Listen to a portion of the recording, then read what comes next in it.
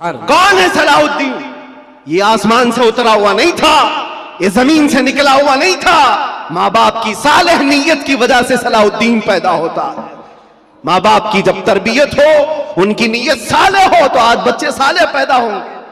लोग आज, जाहिर सी बात है, एक साहब है, वो सवाल कर रहे थे, वो बयान कर रहे थे।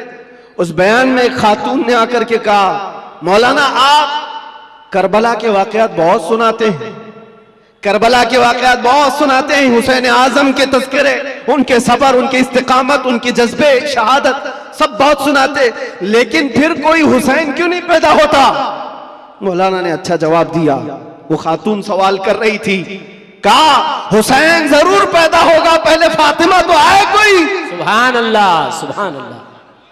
फातिमा होगी तो हुसैन भी आएगा।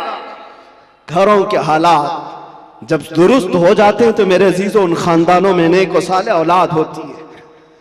दरख्त बन जाने के बाद हम तरबियत की सोच रहे हैं, बिगड़े हुए माशरे को सुधारने के लिए। अब तो यहां पर कचरा निकालने के लिए हाथ नहीं, बड़े बड़े बिल्डोजर लगाने पड़ते हैं, तब जाकर के कचरे निकलेंगे। लेकिन जो नौजवान है, मैं उनसे गुजारिश करूंगा, नीयत कर लो, साले नीयत अल्लाह की बारगाह में कि मौला मुझे तहसीन फर्ज अता फरमा, मेरी शर्मगाह की हिफाजत अता फरमा, मुझे वो नेक खातून दे जो मुझे दुनिया से हटाकर जन्नत की तरफ ले जाए, मुझे दुनिया की मोहब्बत से निकाल कर अल्लाह उसके रसूल की मोहब्बत डाले। तुम्हारी नीयतों से अल्लाह तबारक व तआला वो चीज तुम्हें अता करेगा।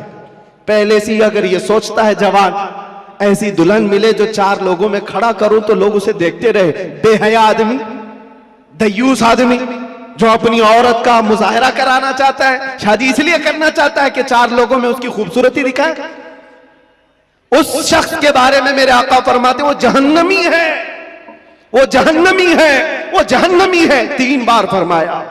पूछा कौन?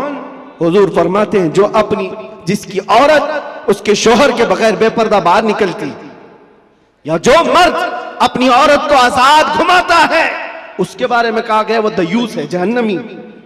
तुम्हारी नीयतें साले हो, तुम्हारी नीयतें पाकीज़ा हो तो औलाद भी आएगी। और मुआशरे में इस्लाह के लिए हमें मास्टर प्लानिंग की जरूरत है। यही मैं कहना चाहता हूं, आज बीज बो, फसल तुम्हारी नस्ल निकालेगी और अच्छी उम्दा फसल देखेगी। और इस मुआशरे के बिगड़े हुए हालात को मेरे अजीजों मिलकर के सही किया जा सकता है।